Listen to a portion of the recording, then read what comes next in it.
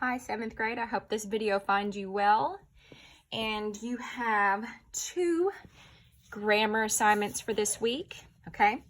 And so I'm going to go through both of those with you and do half of the exercise like we always do. So we're still in the adjective section, and you have found adjectives, adjective phrases, and so the last thing we have to find are adjective clauses, okay? So we've had clauses before. Remember the difference between a phrase and a clause. A clause has a subject and a verb, both of them, and a phrase does not. So that's what we're looking for, is an adjective clause. It's got a subject and verb inside, and something else is, because they're dependent or incomplete thoughts, that means there will be a subject and a verb outside your clause. The reason I'm saying that is because you are going to diagram these. So it is important to note that inside your adjective clause, you'll have a subject and a verb, and also outside your clause, you'll have a subject and a verb, okay? So if you look here, okay, these clauses are going to modify a noun and a pronoun. Something that's helpful about adjective clauses is that they always modify the noun right in front, okay? They will always modify the noun in front of the adjective clause, okay? And if you look at 5 tells you how to find these adjective clauses. You are looking for relatives, okay?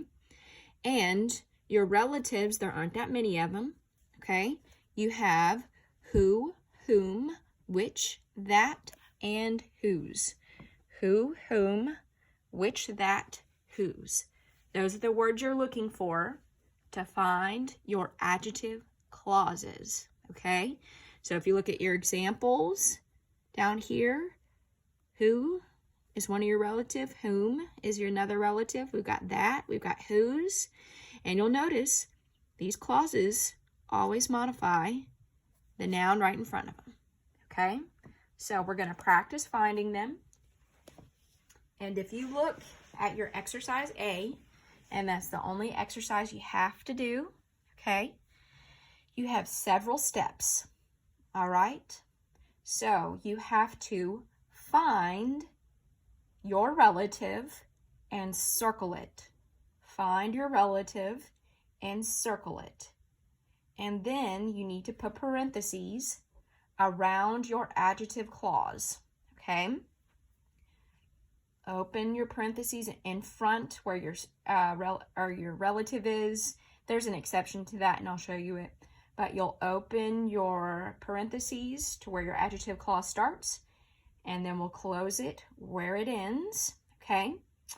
And then you're going to draw an arrow from your relative to the noun it modifies. Remember, it's going to be right in front of it. And then the last thing you're going to do is underline your subject once and your verb twice, inside your parentheses and outside your parentheses, okay? So this has several steps. So I'm going to do the first half with you, and this exercise A goes on to the back of the page on 184, okay? So I'm going to do this first half with you, and then the second half will be your homework, okay? So if we look at sentence 1, we want to find the relative and circle it. That's where we're going to start. Find your relative and circle it. So we look through, here it is, that. We're circling. And then I would say about 95% of the time, your adjective clause starts where your relative is. Okay, so we're going to open our parentheses where in front of our relative. And remember, we've done this before, if our clause is after the verb, then it will go all the way to the end. Okay, all the way to the end. So now we need to draw our arrow from our relative to the word it modifies. Again, the noun right in front, noun or pronoun right in front, which is 1.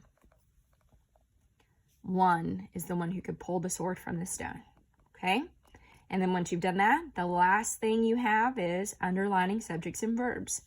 So we have inside our parentheses, that could pull the sword from the stone.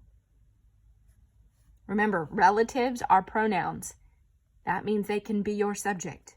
So that is my subject, and your verb could pull. Now I'm going to go outside my parentheses. Arthur was the only one. So you're looking for your subject. Arthur, and your verb was. And you're finished. All right, number 2, find your relative. Read through there. The person who is elected to this office will represent our class at the council meeting. Who is the relative? And we open our parentheses in front of the relative. And notice, no verb up here. So I need to make sure with my clause, I include a verb in, and then I stop right before the next verb, because you want to have a verb outside, okay? And then we need to draw our arrow from a relative to the noun in front that it modifies. And then the last thing, subjects and verbs. Inside your parentheses, find your subject. Who is elected to this office? Who is my subject? Your verb is elected. Outside, the person will represent our class. Your subject, person, the verb will represent. Number 3, Andrew Jackson is the president whom we studied today. Your relative, whom, parentheses, starts at your relative, and it's after my verb, so I go to the end. And then, who did you study? President. Inside your parentheses, whom we study today. Your subject, we, verb, studied. Outside, Andrew Jackson is the president. Your subject, Andrew Jackson, verb, is. Very good. Number 4, the incandescent light bulb is an invention that revolutionized our nation. Our relative, that. Our parentheses start at our relative, and it's after my verb, so I go to the end. So, what revolutionized the nation? Your arrow goes to invention.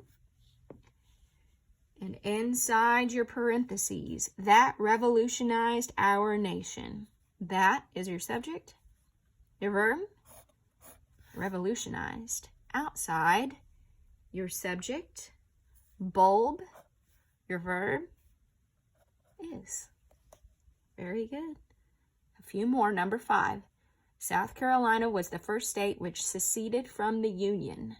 Your relative first, which, your parentheses start at your relative. It's after my verb, so I go to the end. So what seceded from the Union? The state. And then our subjects and verbs. So inside, which seceded from the Union?